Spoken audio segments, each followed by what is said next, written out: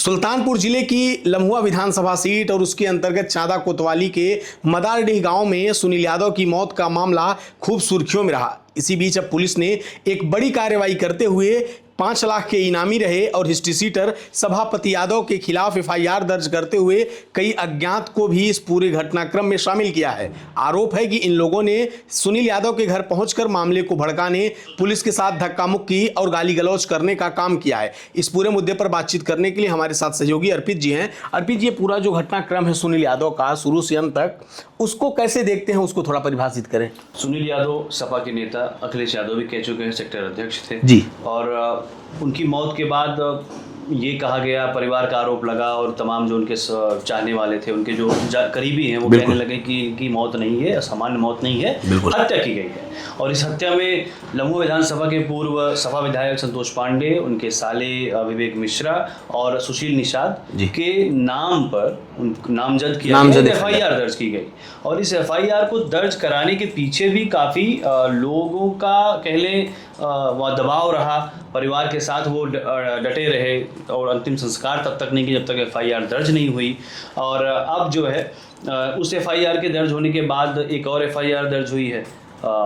सभापति यादव, जितेंद्र वर्मा बाजीगर, इन सब को दर्जनों लोगों को उसमें अज्ञात भी शामिल है। 20 से ज़्यादा नामजद हैं और 50-60 अज्ञात शामिल हैं। ये पुलिसिया कार्रवाई उस परिदृश्य में है कि एक घर में मौत हुई है और लोग वहाँ संवेदना के तौर पर जुटे हैं और कुछ लोग दबाव के लिए जुटे हैं कि इस पर कार्रवाई हो, और उसमें पुलिस चिन्हित करके लोगों को एफआईआर में ले आई। जी। अब जो एक नया ये घटनाक्रम हुआ, पहले तो सपा के ही विधायक संतोष पांडे पर एफआईआर हुई, उनके साली पर। पहले तो ये आरोप लगाया जो लोग वहाँ मौजूद थे, चाहे वो सभापति यादव रहे हों या फिर जिनका आपने जिक्र किया सपा के कई नेता, इन्होंने कहा कि ये पूरा नेक्सस है, इनके दबाव में एफआईआर नहीं दर्ज हुई। फिर एफआईआर भी दर्ज हुई। और ये अभी सभापति यादव भी इसी बात को जो आप कह रहे हैं कि जो एफआईआर एक क्रॉस एफआईआर कह लें दर्ज हुई है, उसमें भी सभापति यादव का यही कहना है कि एक दबाव के रूप में ये सुलह करने की नीयत से, और इसमें संतोष पांडे का हाथ है, ऐसा उनका कहना है कि उनके कहने पर या उनके दबाव में ये एफआईआर दर्ज की गई है। सोचने वाली बात है कि न तो संतोष पांडे सत्ता में और न तो संतोष पांडे अभी विधायक हैं। ये जिनके यहाँ मौत हुई या जो मरे हैं, यानी सुनील यादव की मौत हुई, वो भी सपा के नेता रहे, और जो इसमें दबाव डालने की कोशिश कर रहे हैं वो भी सपाई ही हैं। और जिनके ऊपर एफआईआर दर्ज करवाई गई, पहली एफआईआर, यानी पूर्व विधायक संतोष पांडे, वो भी सपा से ही हैं। तो सब सपा के ही अंदर विरोध या आरोप प्रत्यारोप का खेल चल रहा है। और इसमें यह कहना कि संतोष पांडे के कहने पर एफआईआर हुई हो, जैसा कि सभापति यादव ने कहा, सत्ता में न रहते हुए अगर संतोष पांडे इतने प्रभावी हैं तो ये तो फिर, और अगर इतने प्रभावी हैं तो दो चुनाव वो भी हारने के बाद इतने प्रभावी, ये भी एक पॉइंट देखा जा सकता है। हालांकि आरोप प्रत्यारोप इस घटनाक्रम में एक और पक्ष सामने आया। कहा जा रहा है कि सुनील यादव पहले, जिनका एक दूसरा नाम है विवेक मिश्रा, उनके बहुत करीबी थे, संतोष पांडे से भी अच्छे संबंध थे। फिर कैसे ये हालात उत्पन्न हो गए कि वो उन्होंने पोस्ट की, फिर उसके बाद सारे जो कड़ियाँ हैं वो जुड़ती गई, फिर उनकी मौत हुई, उसको लेकर हत्या या हार्ट अटैक की भी एक बात उठी। इसमें सुनील यादव विवेक मिश्रा के, जो आप कह रहे हैं, करीबी रहे। उनके चाहे 2012 से जब विधायक बने थे संतोष पांडे तब की बात हो, या विवेक मिश्रा की माताजी ब्लॉक प्रमुख बनी पीपी कमैचा की तब की बात रही हो, या प्रधान का चुनाव रहा हो, तो इसमें विवेक मिश्रा के साथ सुनील यादव देखे गए थे। ये सत्य है, उनके करीबी रहे और बीच में मनमुटाव हुआ और फिर से उनकी बातें चल रही थी।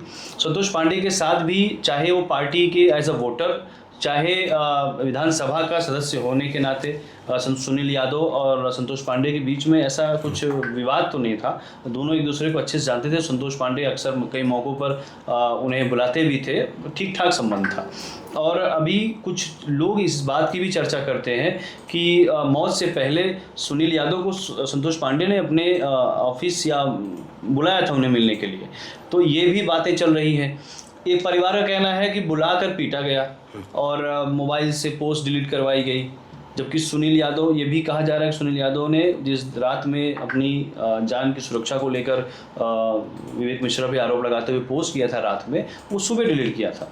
और लेकिन परिवार का कहना है कि संतोष पांडे के आवास पे या ऑफिस पे जहाँ भी बुलाया हो वहाँ जाकर इस पोस्ट को डिलीट करवाया गया।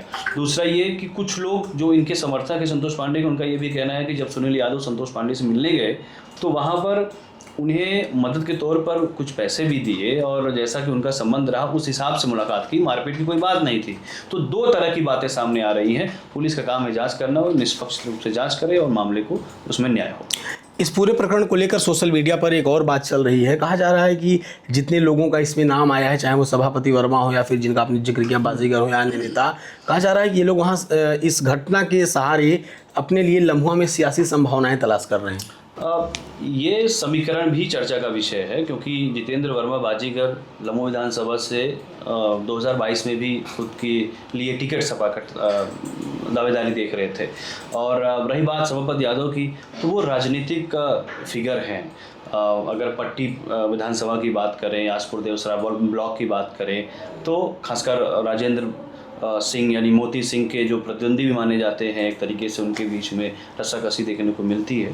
तो ये भी कहा जा रहा है, कुछ लोगों के बीच में चर्चा का विषय है कि सभापति यादव या जितेंद्र वर्मा की बात कर लें, बाजीगर, ये लम्हो विधानसभा में अपनी जगह बनाने की कोशिश कर रहे थे एज अ दावेदार के रूप में, जबकि संतोष पांडे के रहते ये दोनों के लिए मुश्किल है। संतोष पांडे का जो कद है सभा में आज की तारीख में, वो उसके आगे दोनों जितेंद्र वर्मा और सभापति यादव बहुत पीछे नजर आते हैं। ऐसे में संतोष पांडे के ऊपर जब तक कोई आरोप न लगे, कोई बड़ा दाग न लगे, धब्बा न लगे या कुछ और बड़ी चीज पार्टी से खिलाफत न हो, तब तक संतोष पांडे का टिकट कटना या यूं कह लें कि सभापति यादव या किसी अन्य को टिकट मिल जाए, ये बहुत ही कम ही चांसेस हैं। तो लोगों का तो यही भी कहना है ना कि ये भी हो सकता है, इसमें राजनीति के भी चांसेस हैं और हो सकता है कि जगह बनाने के लिए जगह दिखाई जा रही हो कुछ और। तो आपने देखा हमारे साथ अर्पित जी थे, जिन्होंने सुनील यादव की हत्याकांड के मामले को लेकर पूरी तरीके से बताया कि किस तरीके से सुनील यादव कभी संतोष पांडे और उनके साले विवेक के करीबी हुआ करते थे, लेकिन जब उनकी मौत हुई तो उसको लेकर दो तरह की थ्योरी चल रही है। कोई उसे हार्ट अटैक बता रहा तो कोई उसे हत्या कह रहा है। इस पूरी घटना को लेकर आगे जो भी अपडेट आएगी हम आप तक लेकर आते रहेंगे।